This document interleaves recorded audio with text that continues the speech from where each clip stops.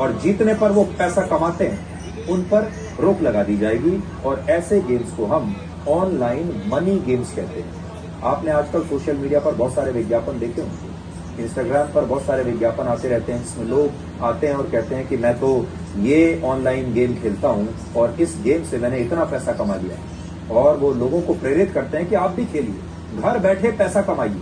आपने देखा होगा बहुत सारे विज्ञापन है कि गेम खेलिए, घर बैठकर पैसा कमाइए। अब ये गेम गैर कानूनी हो जाए तो इस बिल में 4 बड़ी बातें हैं। पहली बात, ऑनलाइन उसका संचालन करना और यहां तक कि उसका प्रचार करना भी अब गैर कानूनी होगा।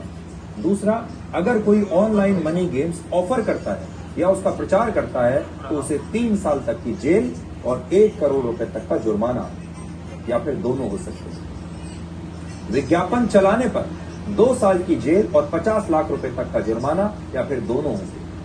तीसरा, ऐसे गेम्स खेलने वालों को कोई सजा नहीं दी जाएगी। तो एक चीज याद रखिए, अगर आप ऐसे गेम्स खेल भी रहे हैं, ऑनलाइन मनी गेम्स, तो खेलने वालों के खिलाफ कोई कार्रवाई नहीं है, कोई सजा नहीं दी जाएगी। सजा या जुर्माना ऐसे गेम्स की सर्विस देने वालों को, ऐसे गेम्स का संचालन करने वालों को या फिर इनका विज्ञापन करने वालों के खिलाफ यह सजा है।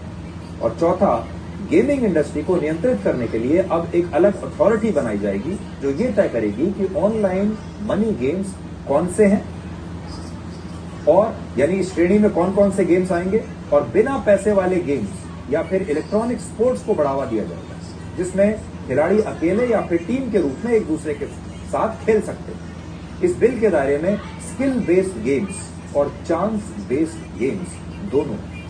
आप इसको समझिए मैं फर्क क्या है। स्किल बेस्ड गेम्स वो होते हैं जैसे शतरंज या रमी या और भी बहुत सारे गेम्स होते हैं जिसमें लोगों के स्किल्स यानी कौशल और रणनीति पर उस गेम का नतीजा निर्भर करता है।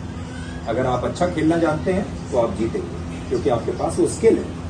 और चांस बेस्ड गेम्स होते हैं जो लॉटरी की तरह होते हैं जिसमें नतीजा लॉटरी की तरह आता है जो या तो आपकी किस्मत पर आधारित है या फिर संयोग पर निर्भर करता है, और इसमें खेलने वालों के कौशल का असर गेम के रिजल्ट पर नहीं पड़ता। और कई देशों में इसे गैम्बलिंग यानी जुआ भी माना जाता है। आज देश के आईटी मंत्री अश्विनी वैष्णव ने कहा कि सरकार गेमिंग इंडस्ट्री की मदद करना चाहती है, लेकिन जब उद्योग के मुनाफे और समाज के हितों में टकराव हो तो मोदी सरकार हमेशा समाज का पक्ष लेगी।